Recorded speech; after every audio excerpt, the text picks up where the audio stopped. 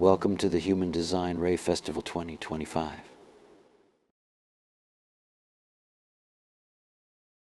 I'm absolutely aware that a title, How to Build a New Civilization After 2027, is pretty courageous. And in order to not create expectations I cannot fulfill, I will not answer that question. This is more about a deeper reflection. Where are we moving to?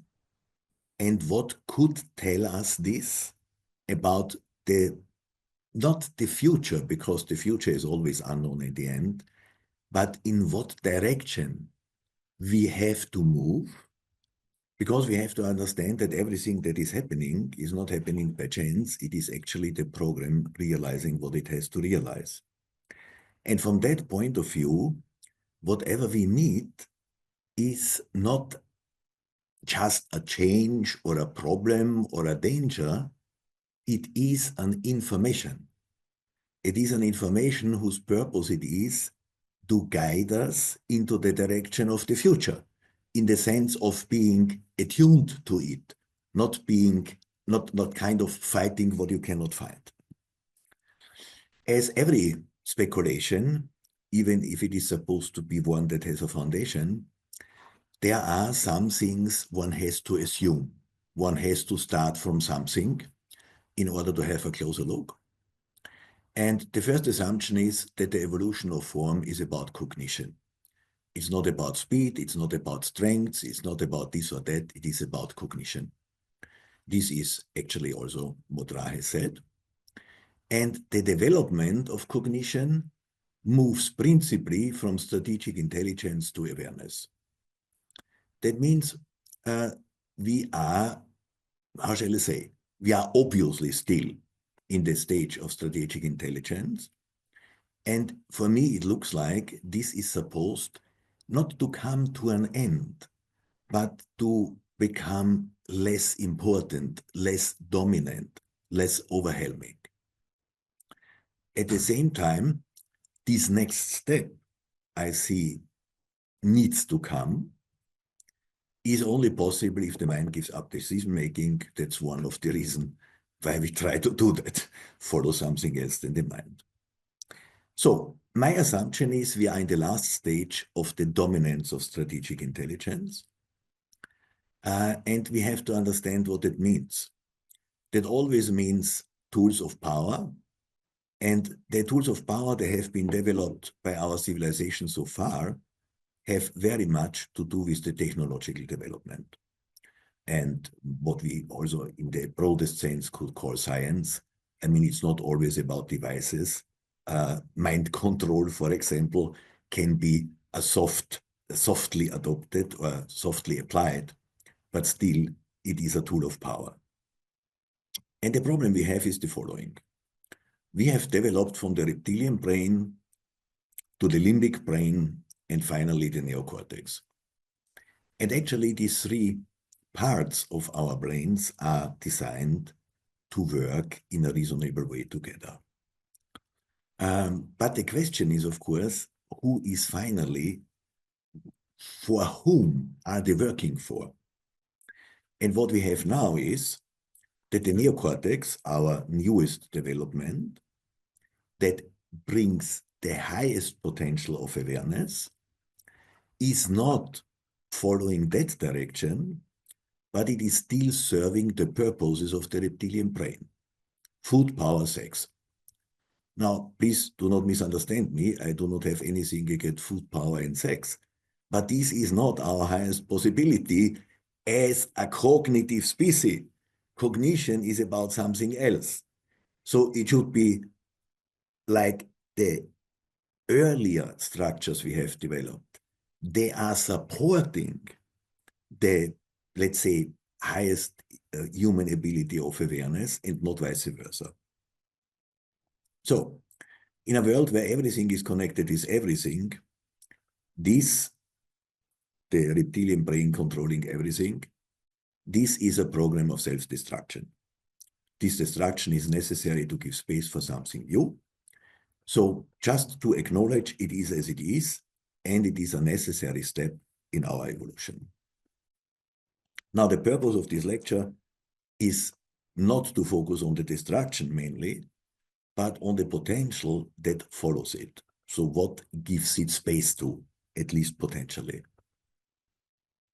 And here we have to see or start to look at the main changes. They are obvious and are also based on predictions of Ra, and what they mean if we understand them as a possibility, as an option,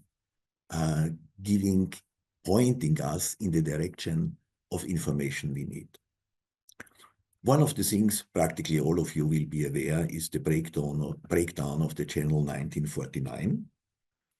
And this is obviously, what does that mean? What does that practically mean? And I'm not talking so much about the biology of the single human being. I'm talking about that from the perspective of what does it mean for the tribe and for the life of people.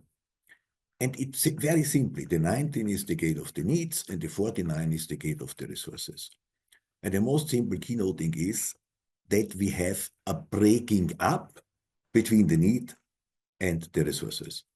So there are definitely enough needs and there are definitely enough resources, but they are less and less connected with each other. What you can see, with all these sanctions, there are the needs, there are the resources, but they are not coming together anymore. Now, this is creating a lot of problems for many people.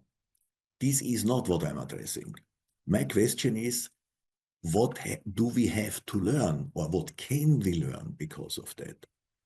And the first thing, and it is an important one, that is, if your needs, or what you consider to be your needs, do not get fulfilled, you will find out what are your true needs.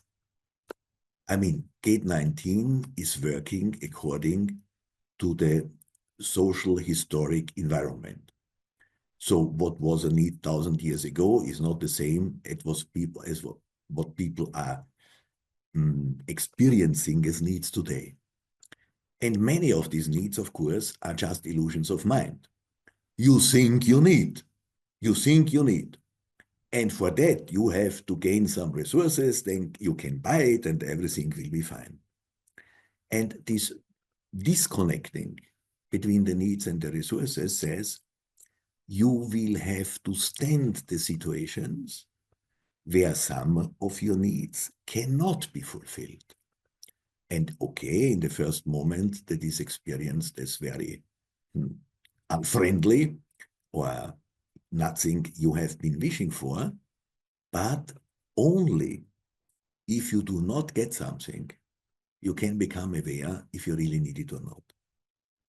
So in my understanding, what we have to learn is, not voluntarily, but this is what this fact is offering us, to find out what we truly need and what was just an illusion of mind. And then we may discover that what we really need is not so much as we thought. Then next thing what we have is from globalization to fragmentarization. So the time of the growth is over. So we have not the bigger structures becoming bigger and bigger and bigger and bigger. We now have already entered the opposite movement. So coming back to smaller units. And to a certain degree, this is an element that is also in the end supporting the development to the individual. I mean, okay, still from a state to the individual is a long way to go, but this unification, that globalization, unification, that is the highest form of homogenization. And by splitting apart, even in a very macroscopic way, that gets, the direction is changing. The direction is going in the direction of the difference and not of we have to be the same.